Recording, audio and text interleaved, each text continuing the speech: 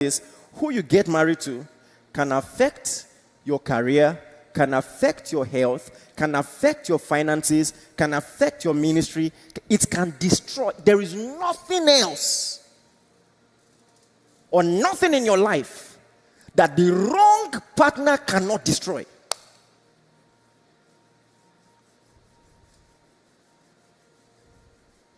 You know, some people say poetically, there is no place in hell hotter than a woman's rage. And it's applicable to both genders, but the saying is targeted at women. If a woman mean you, only Jehovah.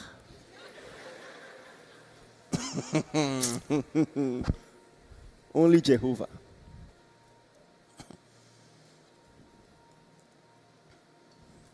You know, I read about an oil tycoon who was asked to pay $974 million to his wife in compensation for divorce. It's not my business to tell you who is right or wrong.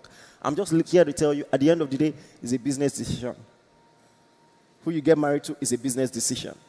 And you know what's crazy? She didn't want to collect it at first. She felt she deserved more. True life story. You know, but eventually she collected it grudgingly. And what I'm saying affects both genders. 50% of divorced women experience decline in their financial well-being, with many of them falling into poverty. Marriage is a business decision. The person by your side may need this desperately. Help me inconvenience the person for a bit and say, Pastor said I should tell you that marriage is a business decision. We need to talk about it. We just have to talk about it. Listen, was it not barely a few weeks ago that a so-called gospel artist in this country butchered his wife, his girlfriend, cut her into pieces. They found her body parts in pieces. When you're listening to a sermon like this, you think there is no way such a thing can happen to you. It's something, I'm letting you know. Before you talk about being happy in a home, it takes a lot of nerve to just sleep with a stranger in the same bed, be snoring. I'm not trying to scare you. I'm telling you something that is a statistic reality. So don't just say, God forbid, shine your eyes. Watch for the signs. I'm going to tell you some of the things to look out for. And since it's a business decision, let's use business terms. In the business world, there is something called KYC.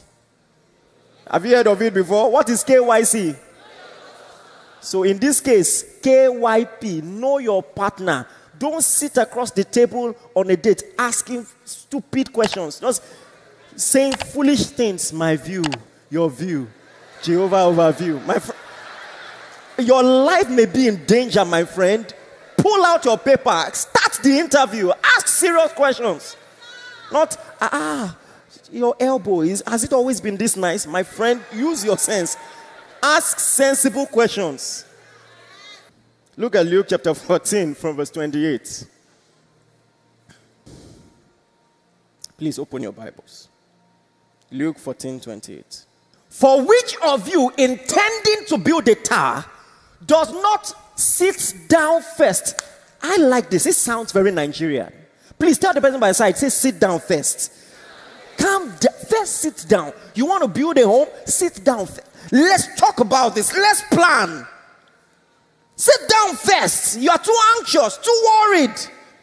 A lot of single people are trying to run into marriage. A lot of married people are trying to run out. Sit down first. Be calculative. Don't just let your emotions drive you.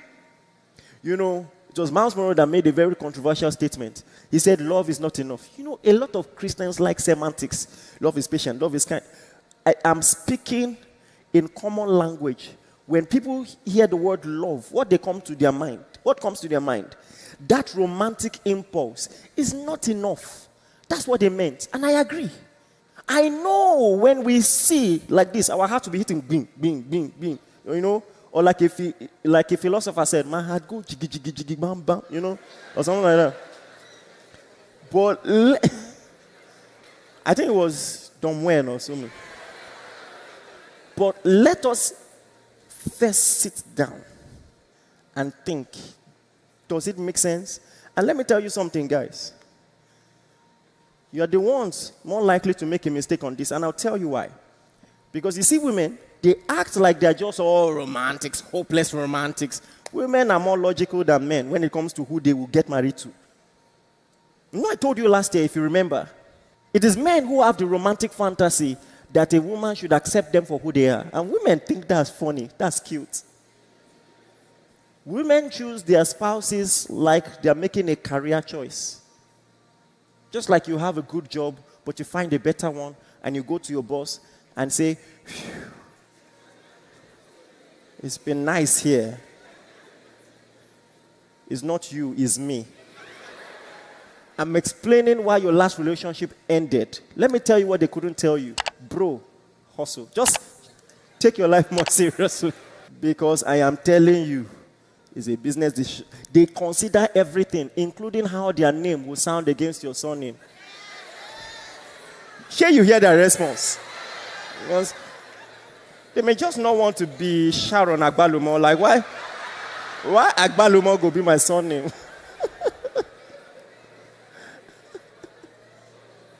Both sides.